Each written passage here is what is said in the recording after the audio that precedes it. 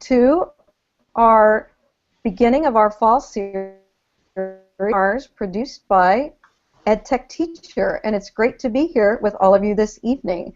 I've got a great team here supporting us, in particular our CEO, Tom DeCord, who has so graciously allowed us to do these webinars for all of you that stay live, or rather archived on our site continuously, so that if you have colleagues that want to check in later, they have the option to do that.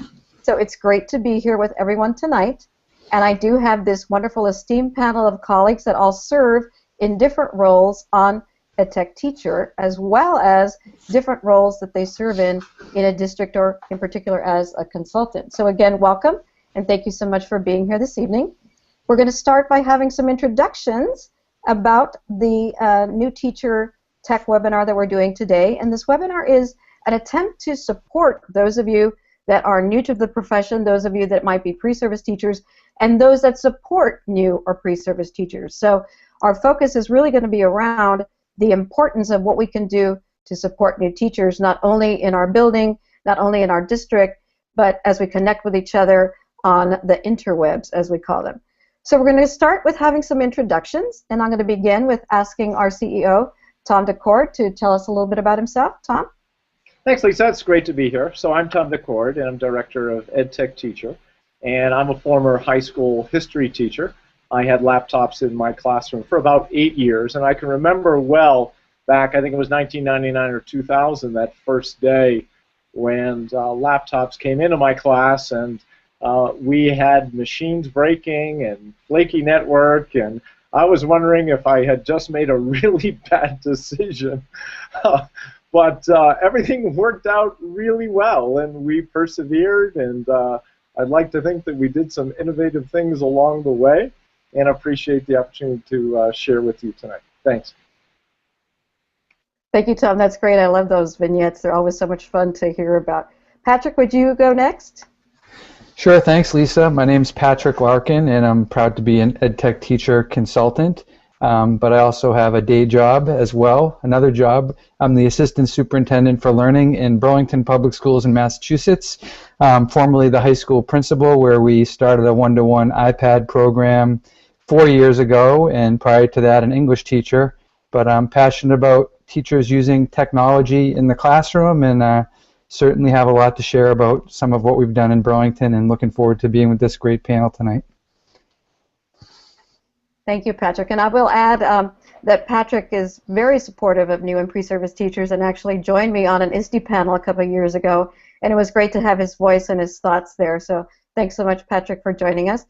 Douglas, would you go next? Certainly. I'm joining you from Honolulu, Hawaii, where I am a computer science teacher, and coding and gaming are kind of my two big areas. I've worked in independent schools for over 20 years. Right now I also have my favorite time of year coming up, which is my chance to work with all of the new incoming teachers to Punahou. We have a one-to-one laptop program. And what I love about new teachers is that they come in with this freshness of perspective and a really open mind to getting in there and trying out new things. And I love working with them and getting in the classroom with them. So I'm looking forward to sharing some of the experiences I've had and some of the tips and activities that we've done that have worked out really well. Thank you, Doug. And you know, I've seen Doug in action, for those of you that haven't, and he's tremendous in terms of the way that he shares and the way he facilitates workshops, and just very honored to have him with us this evening. And last but definitely not least, Carl. Carl, would you share a little bit about yourself? Hi, everybody, or howdy, I should say. This is Carl Hooker coming to you live from the inner confines of Austin, Texas. I am the Director of Innovation and Digital Learning here at Eanes ISD. I'm also an EdTechTeacher consultant. We just wrapped up our new teacher orientation. We actually had 91 new teachers here at Eanes. We're a one-to-one iPad school district, K-12, 8,000 students. And so I'll be sharing with you some of the tips I've shared with those teachers, but I'm also a former 5th grade and 1st grade teacher, and I remember going through those steps of walking into a classroom and just kind of being nervous about everything when it came to the kids, to the posters, to, you know, how did I get from point A to point B, much less technology. So I'm excited to share, but also learn and listen with the group today. So thank you for having me. Thank you so much, Carl. And it's really great to have Carl with us. He does some tremendous things with folks in Texas, and he does tremendous keynotes, and he's the author and founder of iPad Palooza. And so someday I plan to get over there to y'all in Texas and check that out, Carl. But thank you so much for joining us. Now, as we proceed tonight, hopefully you will be able to see that each one of these individuals that's here tonight is very passionate about supporting new teachers in their way. And also you need to know that as representatives of EdTechTeacher, we are also very passionate about supporting new teachers. And I'll tell you just a little bit about myself. My name is Lisa Dabbs, and I'm fortunate to be a part of EdTechTeacher, and I am the Director of Business Development for the West Coast, which means that my responsibilities are broad, but mainly it's looking to do some outreach and support in California in terms of the kind of wonderful PD and pedagogy that we can bring as part of EdTechTeacher. And in my work, I have been a school principal for many, many years. Now I'm an independent consultant, but as a principal, I supported probably at least 100 to 200 new teachers in my career. And so my passion is to support and mentor new teachers in my work that's away from EdTechTeacher. And I am the founder of New Teacher Chat, which is a practitioner-focused and supportive chat for new teachers. And I'm very grateful to Tom for having brought me into this fabulous team, and for allowing me to share my passion even within the team for the needs that new teachers have, not only here in the United States but around the world. So great to be here with all of you this evening.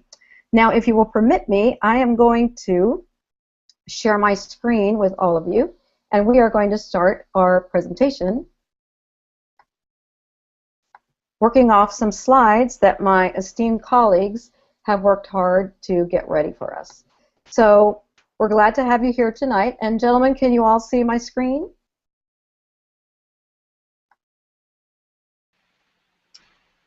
Yep. Yes. I can see it. Okay. There we go. All right. So our first presenter this evening, or rather conversant, if you will, is going to be Tom. And Tom's going to share with us some great ideas about how we want to look to and seek out ways to support new teachers. Tom? Thanks, Lisa, and again, thanks for spearheading tonight's webinar. So I can remember well the first year of teaching back in the mid-'80s, and I was so concerned about mastering the content. I wanted to be sure I knew the ins and outs of World War II or the Norman Conquest or whatever it might be, and I was kind of hyper-focused on just sort of mastering the subject matter. And in hindsight, I really wish I had put a little bit more focus on just getting to know the students. I think often of what Principal Chris Lehman says of the Science Leadership Academy. He reminds us that, hey, we teach kids, not subjects. And really the bridge to understanding and the bridge to learning of the kids is starting to develop a relationship with them, starting to get to know how they think and also how they feel about a lot of different situations. And so this is where technology can help. So Lisa, if you could move to the next slide. Thank you. So naturally, we want to spend as much time as we can talking with students one-to-one, try to build those personal relationships and get a better sense of who they are, what motivates them, and what interests them. And here's where I wish I'd realized at the time how much technology could help me in this regard, because there are some simple, intuitive tools that can help us learn what our students are thinking, what do they know about a subject matter, and what do they feel about it. And often this information can improve our teaching, and it might even improve our teaching instantaneously. So one thing I started to do is I started to create some polls and surveys for students and ask them some pretty fundamental questions. And they would answer it sometimes just open response. They would type in a sentence or two. Sometimes they would respond multiple choice or true false. But it was a way of getting sort of into their heads and sometimes into their hearts and getting a sense of how I might better address their needs. Let me try to give you an example. I might open up the beginning of a class with a simple question like this: what was the main idea of the lesson? And that might be in reference to a homework they did the night before. This could be something at the end of the class. And I'm just trying to get a sense of what they learned is what I taught. And one thing I realized after many years of teaching is that what I teach isn't necessarily what they learn. So if I can quickly get information about what they know, what they think, what they feel, then I can better sort of tailor my instructional strategies and meet their needs. One of the things that I did is kids would sort of file into the class, and we had laptops, and kids would open up the laptop, and I would have a question like, did you understand the homework? Yes, no. And they could answer that question in a nanosecond. I would have the results instantaneously. And sometimes I would get all the results from the kids even before the bell rang to start the class. So I would quickly have this snapshot of information about what kids thinking and what kids know. And I'd be able to, at times, change my instruction to better suit their needs. So I might be coming in thinking, hey, that wasn't that difficult an assignment. It didn't take them long. But through this online poll or survey, I'm getting information that's informing my instructional practices. And I could even make changes instantaneously, sometimes even before class start, that ideally would make this a better class.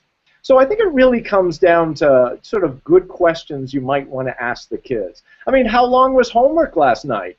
Could be a multiple choice. Was it 10 minutes? Was it 20 minutes? Was it 30 minutes? Was it 45 minutes or more? Do you feel that you understood the homework? Yes, no. I like to ask a question right in the middle of class after I've just explained something that might be abstract and a little bit difficult. And the question is, what did you just learn in the last 5 minutes? And them just taking 1 minute and giving me a sentence response or 2-sentence response can give me information to inform my teaching and might prompt me to make some changes right there, or perhaps tomorrow's lessons or next week's lesson. So Lisa, if you could move to the next slide.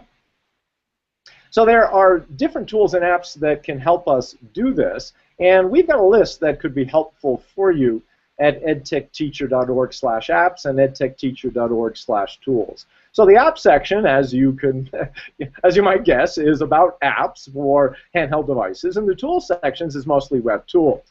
So I've been referring to polls and surveys, and broadly speaking, an instant response system, so that you can push out a question, you can push out a prompt, and kids can respond, and you can get those responses instantaneously. So there are web tools such as Poll Everywhere, which is great for polls and surveys, and polls and surveys that you could do anytime. You could leave the poll survey open, and kids could answer from anywhere. They could answer from a handheld device, so they could be at home, they could be anywhere at all. There are some apps that are also web tools, like Socrative is terrific as well, and you can do that through your handheld device, through your computer. You can use an app. It's just that for Socrative, the teacher and the students have to be logged in at the same time. So that's something you would do in class. What's become really popular of late is Kahoot. And Kahoot is great for polls, surveys, and also quizzes. And there's sort of a game environment. The graphics are great, and the kids really, really enjoy it. So you can find really just a handful of tools. We're not going to overwhelm you with a comprehensive list. And there's no doubt you'll be able to find a tool app, something web-based, something app-based, and right away you can put this to use and ask those important questions that will solicit information to help you address student needs. So, hey, this one thing, asking good questions of kids, could lead you to get to know your kids better and hopefully improve your teaching right away. All right, thanks, Lisa.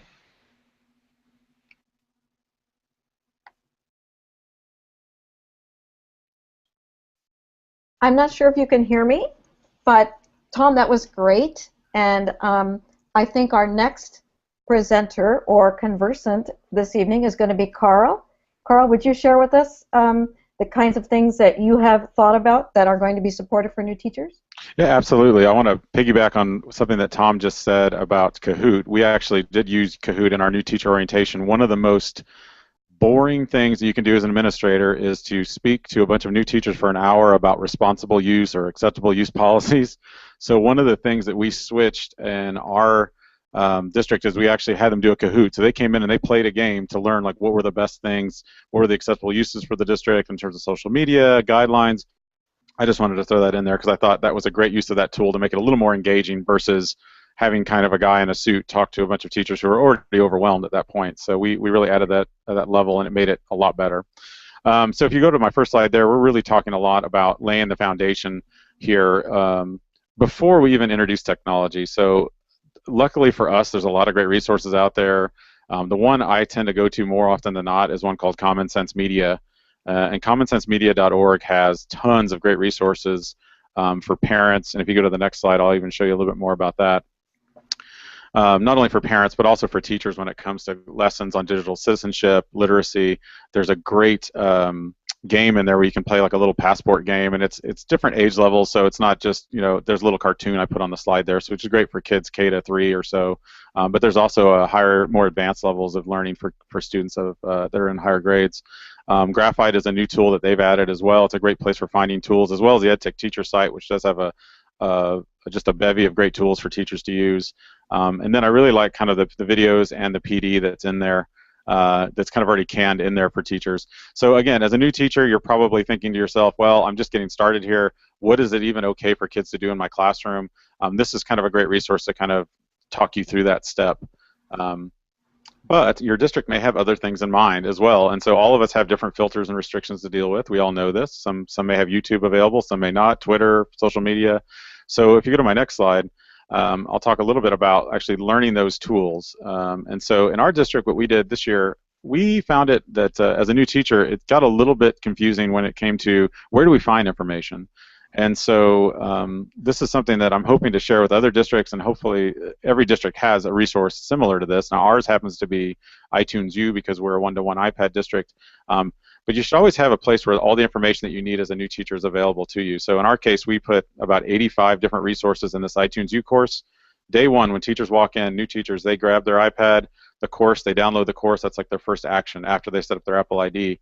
And in this course, we have detailed just about everything. And on the next slide, I'll show you that there's just a few other things in here that I've mentioned on that course. And so I actually detail every single application that new teachers need.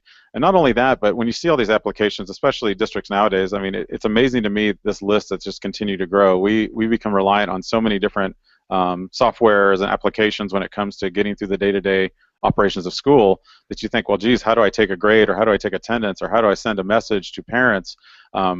All these questions as a teacher, you come in and you don't know where this is. So what we did with our iTunes U course is we actually set each different component as a post where you could get that information. And these are the 5 kind of essential questions we asked, which is what is it in terms of what is the application, why would I even want to use it, how do I log into it, and then kind of where and how do I access it, because not everything is accessible just at home, as well as it depends on whether it's a PC or a Mac or an iPad. So we wanted to make sure that we differentiated that. And then also the most important one, which is who can I contact for help? Because oftentimes it's just like, they kind of don't know what to ask. And so we thought, well, let's give all new teachers kind of these information. So I would ask new teachers that are watching this to think, where's my resources? Who's the person I need to go to for that kind of information? Identify that person. Maybe it's a teammate. Maybe you have an instructional technologist or a librarian on campus that helps you with that. But identify that person to help you kind of along the way. And then if you go to my next slide, I'll just talk about a couple of tools that we really focus on early on with our new teachers here at Eanes. And one is that the power of the camera. The camera is a very simple tool that every, not iPhone necessarily, but every smartphone or device now is coming with. For the most part, we kind of take it for granted that everyone's walking around with these multimedia labs in their pockets.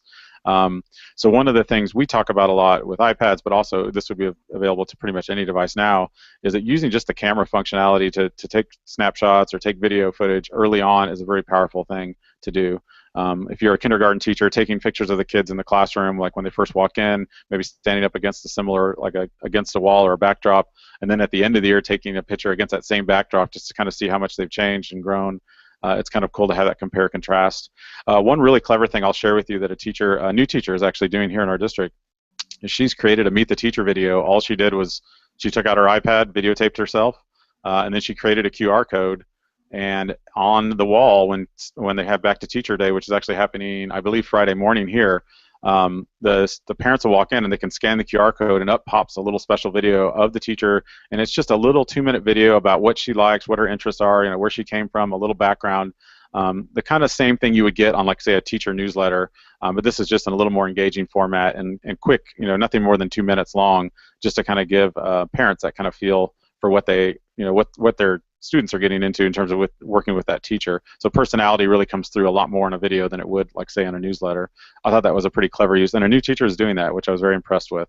And then if you go to my next slide, talking just quickly about some web-based tools.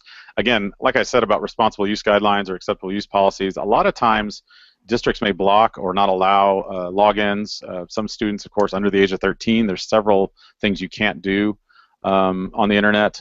So these are just some applications I've just listed here kind of quickly. I won't go into them in great detail, but ThingLink, Padlet, Today's Meet, Nearpod, TitanPad, these are all web-based apps. They're also available as apps on either Android or iOS devices, but for the most part, you can get to these via the web. They don't require a login. If you had a login, you can get some extra functionality with them in terms of students being able to do some extra things. But for the most part, if you direct students to one of these sites, if you've had one set up, kids can get there and actually have some comments, do some back channeling in a Today's Meet, post some kind of sticky notes in a Padlet, or collaborate on a TitanPad, which is really like a Google Doc without account login. So these are quick ways to kind of easily use technology without really worrying about, well, does everyone have the same device or does everyone have login information?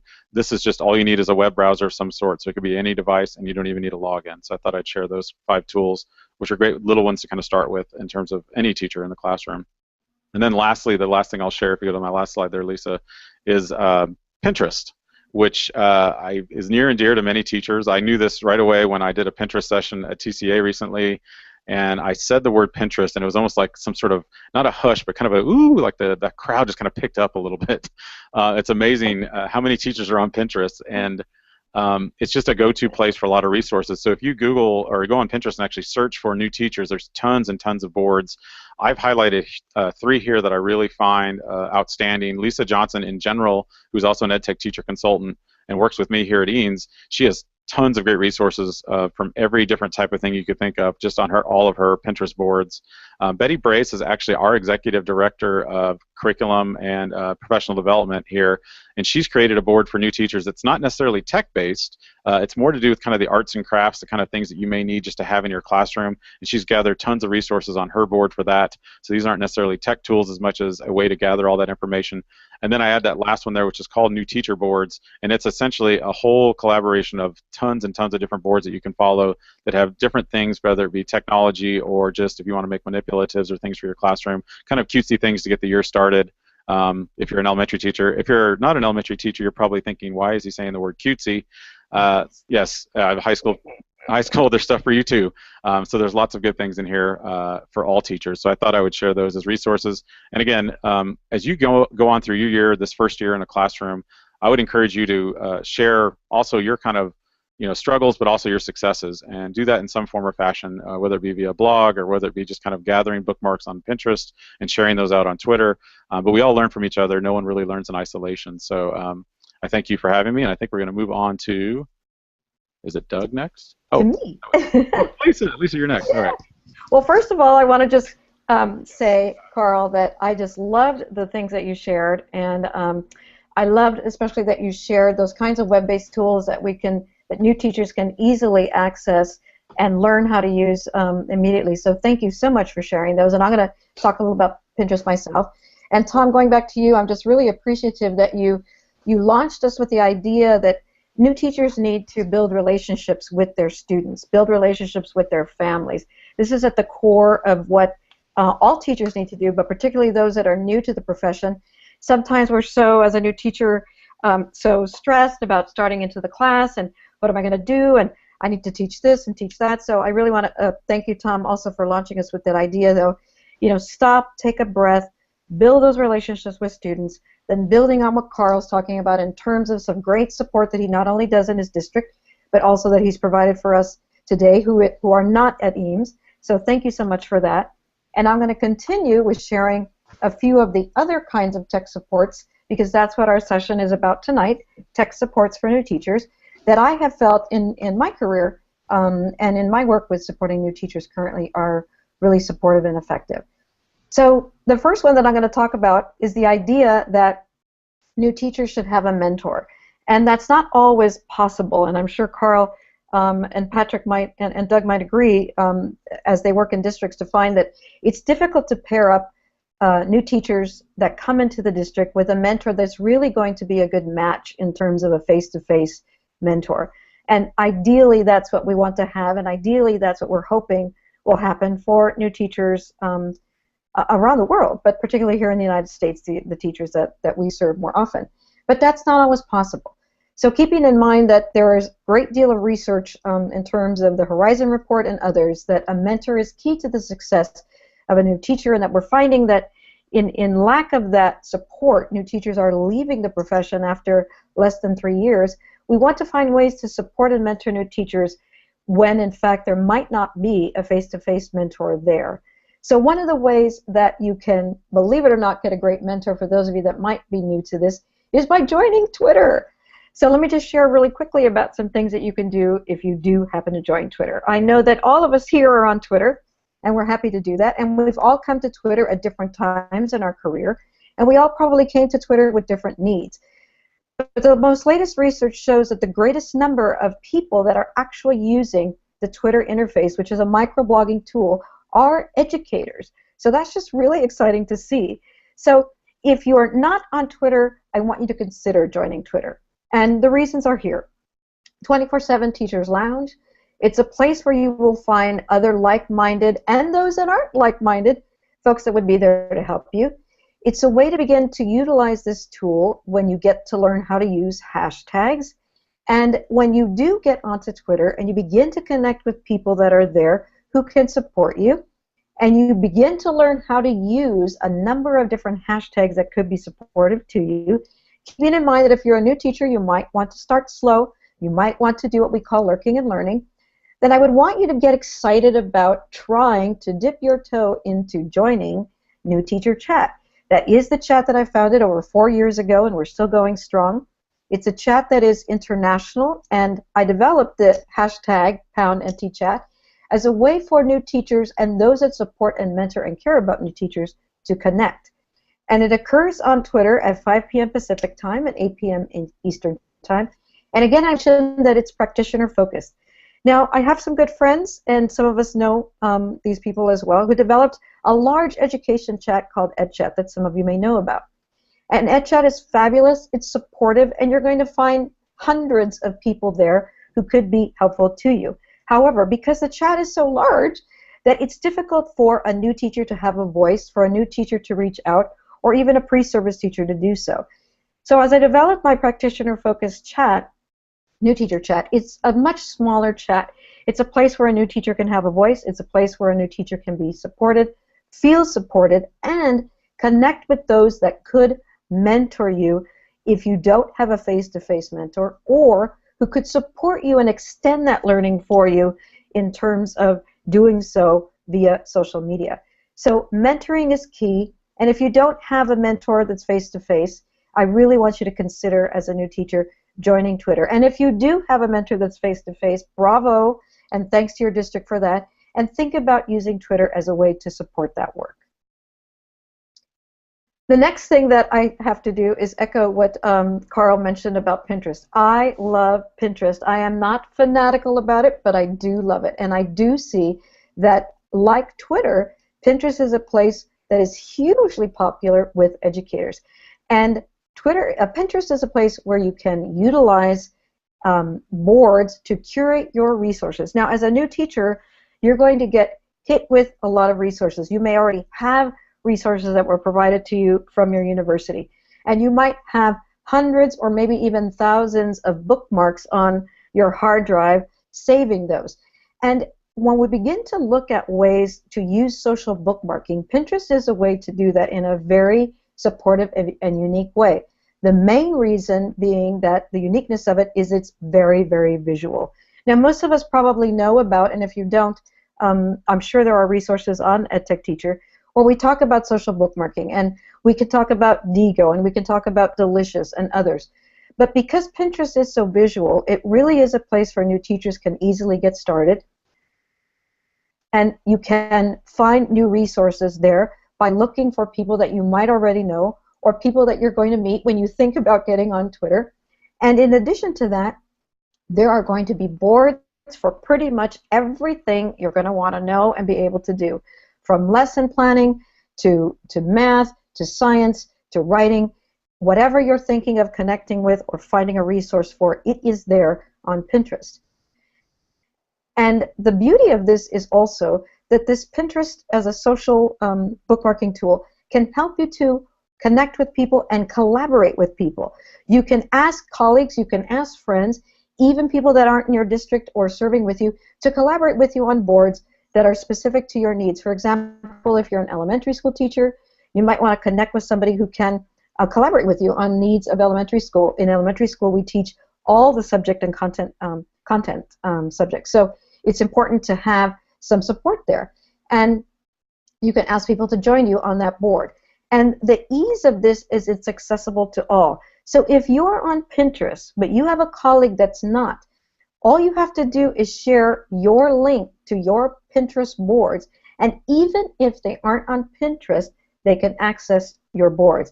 So again, the beauty of it is it's easy to use, it's visual in nature, which is very powerful for most people, and it's accessible to all. So consider, as Carl and I talked about, the value of a Pinterest can do, the value of a social bookmarking tool, and what this kind of tool can do to support your practice.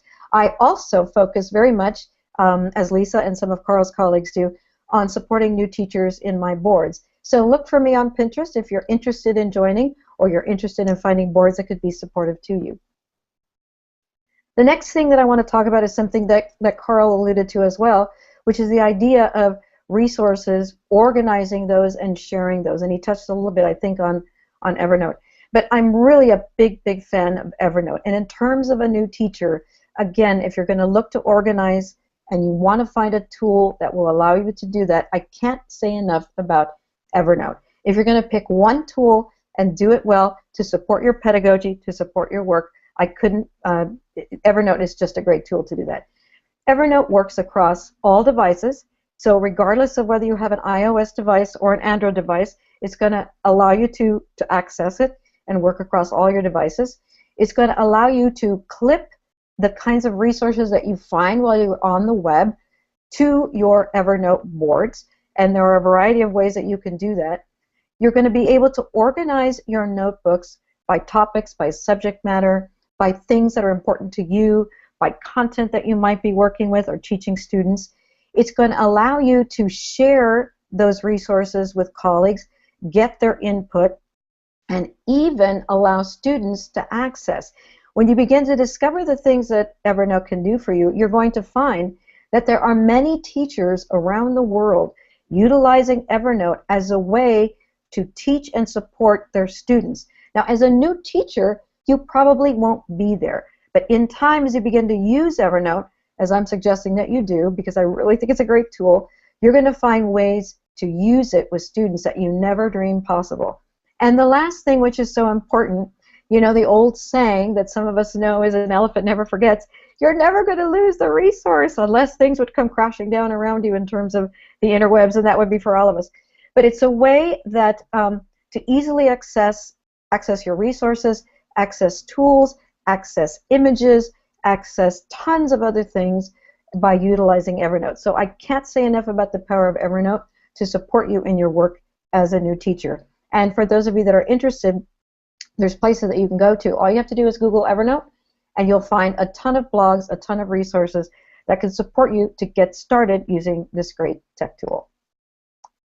The other thing that I really want to recommend to you as you begin your work in your district is the parent piece. And it is so important to remember that as a new teacher, you might feel apprehensive about stepping into your post as you're working with students, but then in that piece on how to communicate with parents. How are you going to bring them on board? How are you going to connect them to the work that you're doing in the classroom?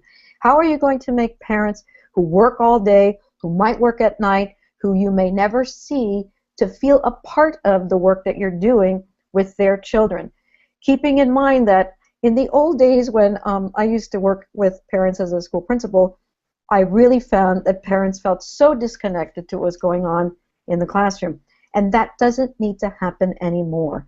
There's some powerful tools that are around the web that can support you to keep your parents connected.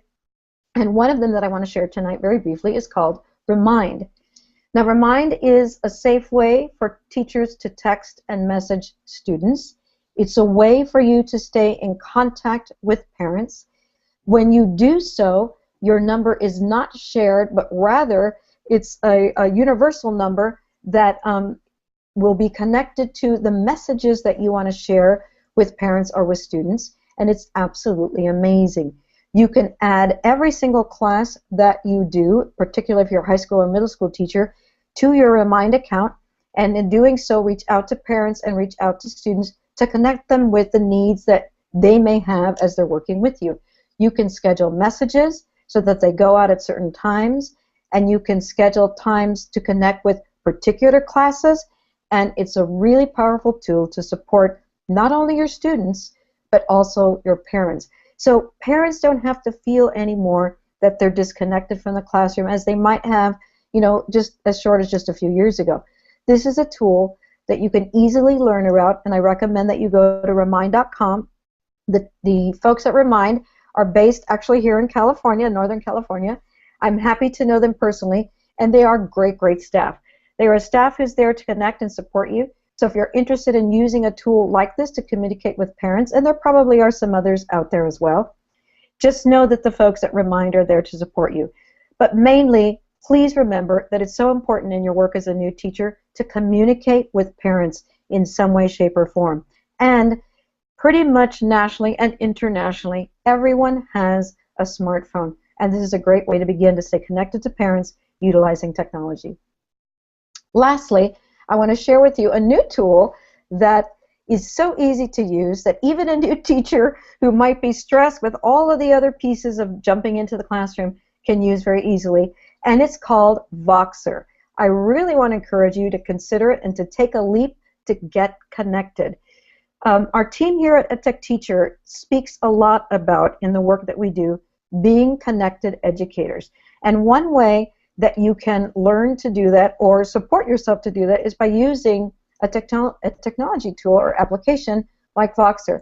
Voxer is available on iOS or Android devices, and it is a walkie-talkie type function. It will help you to stay connected to colleagues who are there, connected to friends who are there. It will allow you to reach out for help, even in the middle of the night if you need to, and it will allow you to actually join other educators who are there in a chat format. Now, as an absolute advocate for Voxer, I can't tell you enough about how it's really changed my work as an educational consultant. And I've observed teachers who are using it, and they are saying the same thing. It is changing their life. It is changing their work in a way that they weren't able to do before.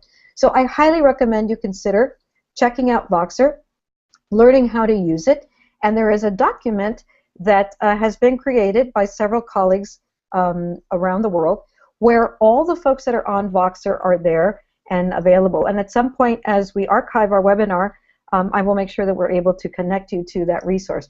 But Voxer is a great way to help you to stay connected to the people that you want to stay connected to and to those who can support you. So can't say enough about the power of this great tool that's actually not new, but is very new to educators to help you to stay connected.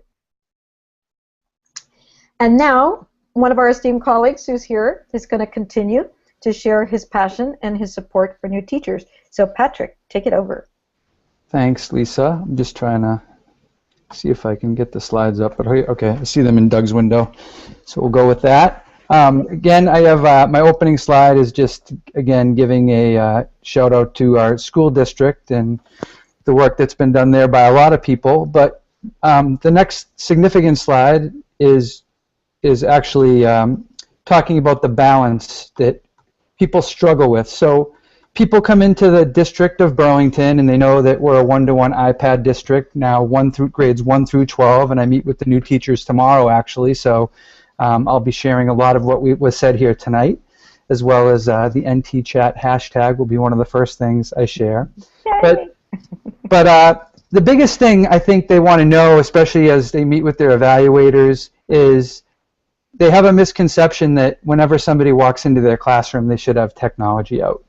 And we want to clear that up right away because, again, the conversation is about not technology or when do you take your textbooks out or when do you take other resources out. The whole conversation for new teachers, we want them to start at square one with what are their learning goals, what are the things they're trying to accomplish in their classroom on that given day, and then pull in the appropriate resources. Those could be technology-based or they may not be.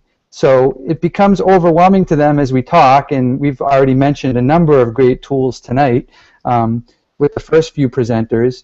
So we try to make it manageable with them. So if we go to the next slide, the discussion starts to center around our foundational apps, and I know Kyle mentioned the term foundation earlier. So depending on which school you're at, so we have some foundational apps that we kind of dwell on with our middle school staff and our Burlington High School staff, and then we have another list with some similarities from the elementary staff.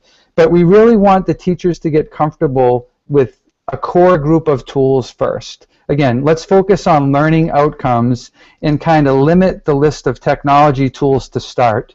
And we can add to that as we move forward. But we want to get comfortable with a core group. So again, we're a Google App School, so we'll spend time throughout the year talking about, using Google Drive. One of the things that we do to try to increase our capacity with Google Drive for new teachers and all of our teachers in the district is through our new teacher evaluation system. Everybody sets up shared folders with their evaluator.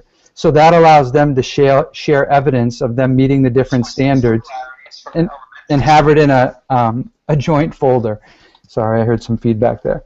Another big app that we use at the high school and middle school is Notability, is a very popular one with the students. So this core group of apps has kind of grown over the last 4 years, and it's really based on the feedback of all of our learners, and we count our teachers among the learners when we talk about that. So from students and teachers, what are the favorite apps, what are the favorite resources, because it's not always app-based. A lot of these are open, they're non-platform specific resources that they can use on any device. Explain Everything is another core app for us that all of our teachers use, and for screencasting, our students do a lot of creativity, and also, as Lisa alluded to, Evernote is an additional one. As you look at the list from the elementary foundational apps, and some of these are also used in the high school, but again, these are the favorites when we talk to our high school teachers over the year, our elementary teachers over the years of what they use. The biggest one, I would say, in the elementary over the last year has been Book Creator. And there's all kinds of opportunities for teachers to create content for their students, but mostly teachers use it with their students for their students to create all kinds of content to create their own ebooks within the class. The other big one for elementary teachers is iMovie, which they've used for kids to create book reports, making little iMovies to review books, to then post QR codes around the library or around the classroom for other students to get interested in some of the books that their classmates are interested in. A great way for new teachers to start the school year is for them to create an iMovie of their kids, introducing the parents to the classroom and to the school, because when you come in when new teachers have parents' night, it can be an anxiety-filled evening. So a lot of our teachers have actually had their students do the work to introduce the parents to the classroom and the school by the students creating iMovies to show their parents around and show them some of the work that they've been up to. So those are a few of the key apps that we've used. The next thing I wanted to mention was, again, Carl alluded to this a little bit, where do you turn for support? Once the school year starts, and if something goes wrong, first of all, where can I turn for support? So we have a help desk, and it's run out of the Burlington High School, but it's really a resource for our whole district, and it actually has become a resource for people from outside of our district as well, where our students are there to create how-to videos, how-to screencasts on how to use different tools that they think will add value to teachers and for students in the classroom.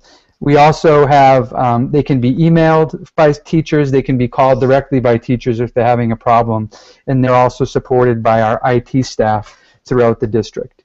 And another big thing that we'll start the year with for new teachers is just a communication plan. We think it's really important for them to come up with a communication plan they're going to share with their parents on how to find out the information about what's going on in their classroom. And again, going back to the fact that we're a Google school, we really recommend that they use Blogger. They can try a different blogging format, but because Blogger is built into Google Apps, that's our recommended blog resource. And we ask them to reach out to their parents and talk to their parents about where they want to be communicated with. So we have some teachers that may set up a classroom Facebook page or set up a classroom Instagram account. So to really reach out to parents about where they want to hear the information.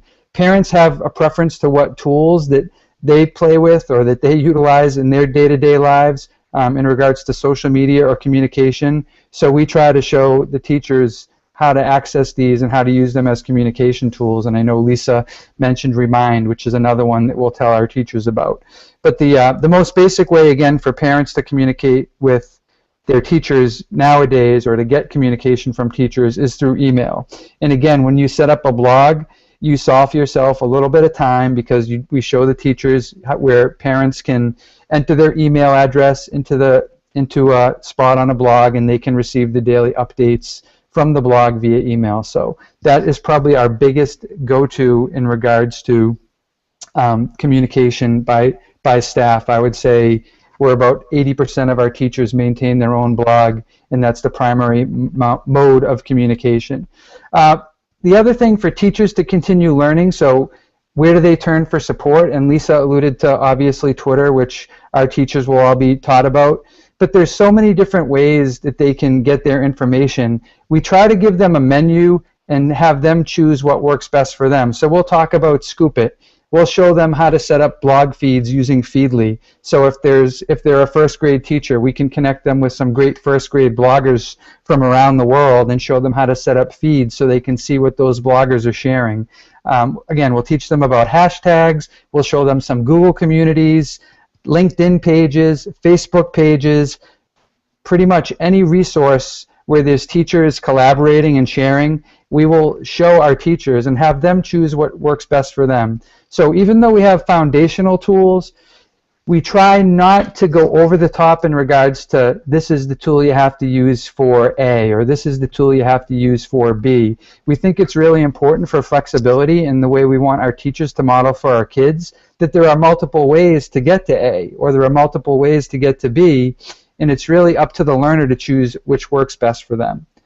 So the last, I think I have one more slide, yeah, is again just our district hashtag where we share best practices. Teachers will share links to things they've been up to. They'll ask questions, but our BPS chat hashtag has been an ongoing place for us to share what's happening in our district, to ask questions, to connect with folks like people at EdTechTeacher and people from all around the globe. Our teachers find out, as I believe it was Lisa alluded to, you have a 24/7 teacher staff support room when you get onto Twitter and start to use that as a resource. So we highly encourage teachers to use that as their primary tool. And I think I covered it all. Again, I know it was alluded to on an earlier slide, but one of the best resources that I'll share with the teachers again tomorrow is the edtech.org/apps page. Just an unbelievable resource. So I have a small list because I don't want to overwhelm our teachers on day one, our new teachers, but those are just a few of the things that we'll highlight tomorrow when we meet with them. Patrick, and I want to thank you so much.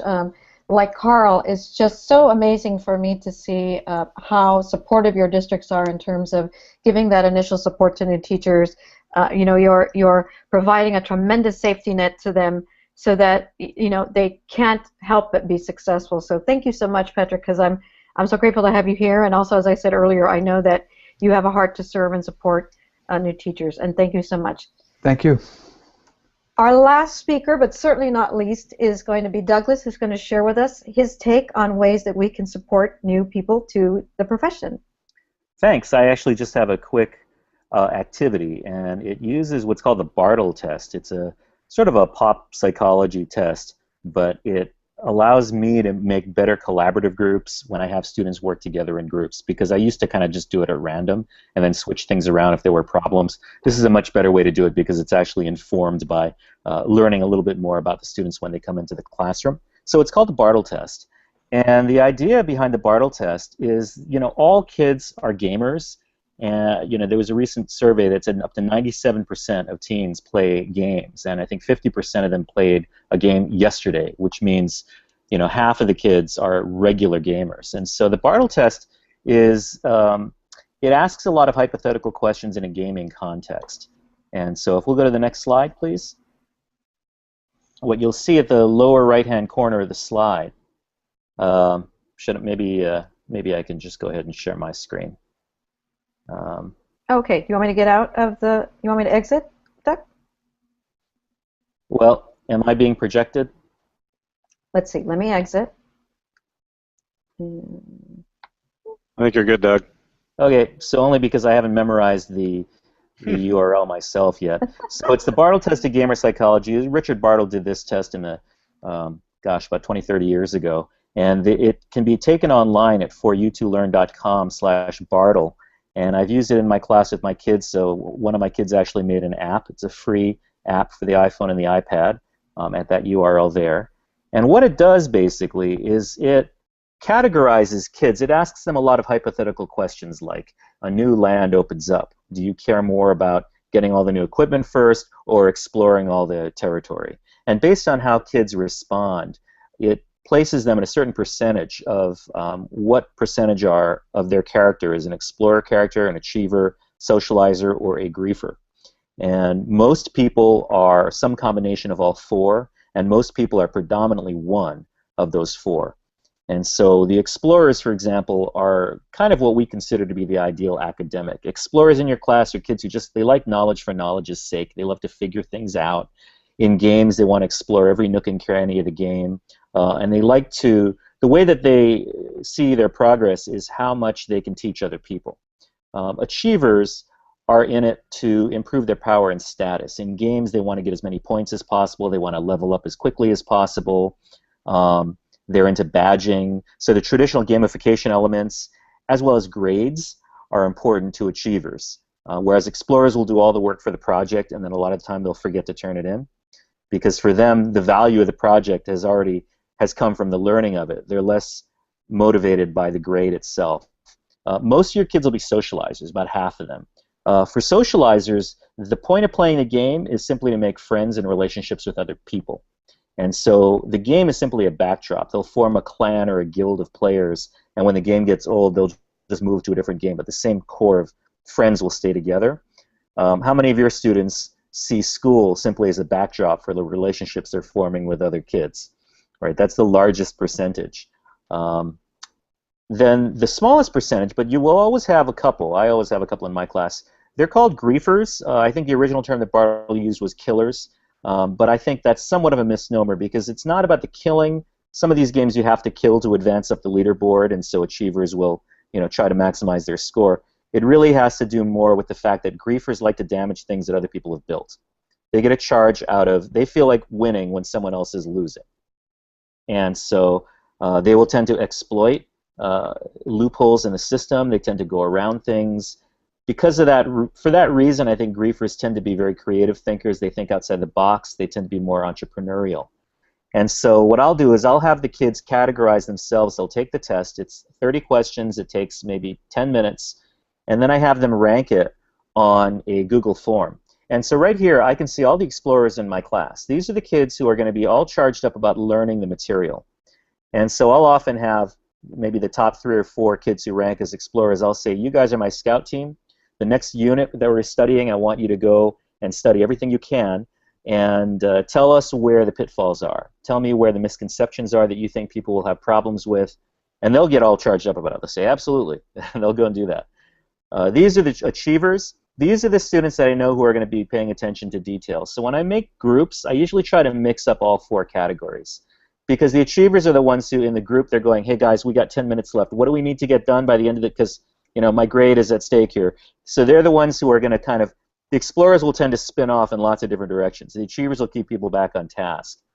And finally, the socializers will want to form their own group. I don't let them do that. I sort of mix them up, and I have a socializer, at least one in each group, because the socializers are the one where when I go and I check in with each group to see how things are going, I'll ask the socializer, and I'll say, hey, how's everything going?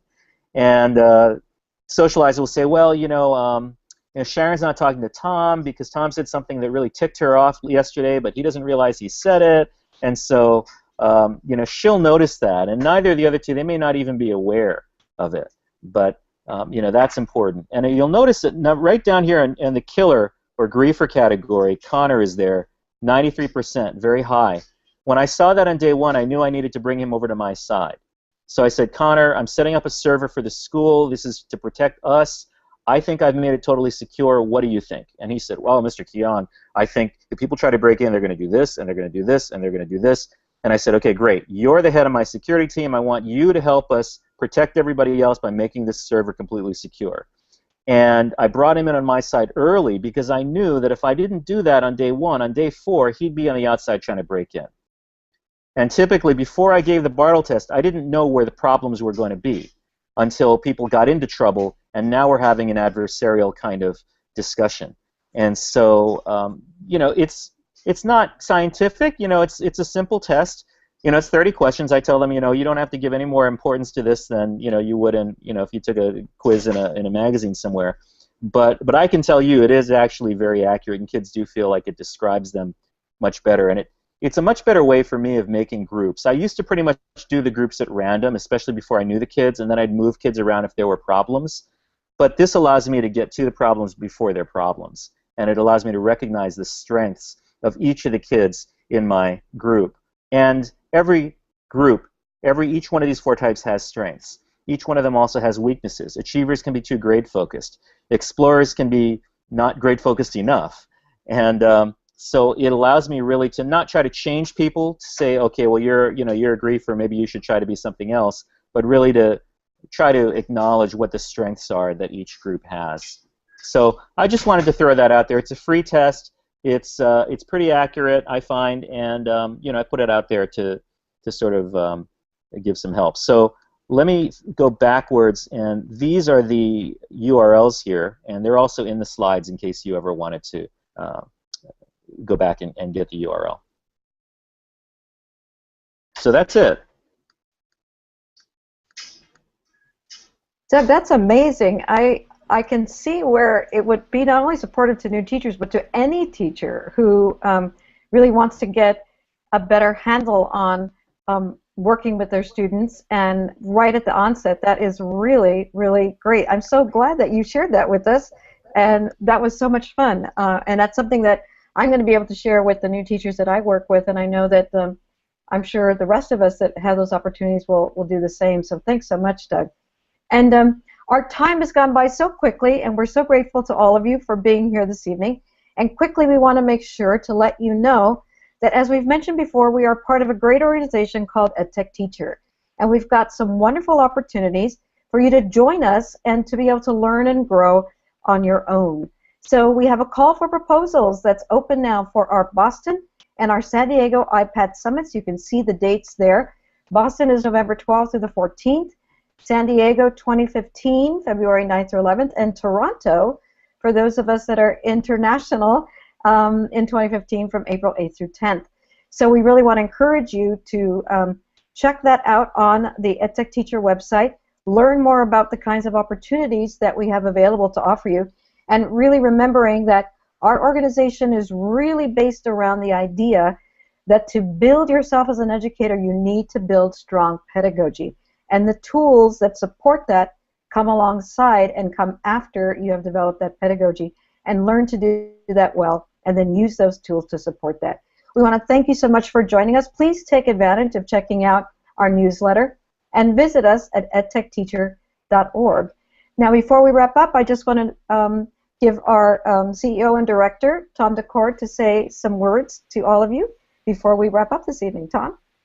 Thanks very much. I appreciate the effort, Lisa, and want to thank all the panelists tonight.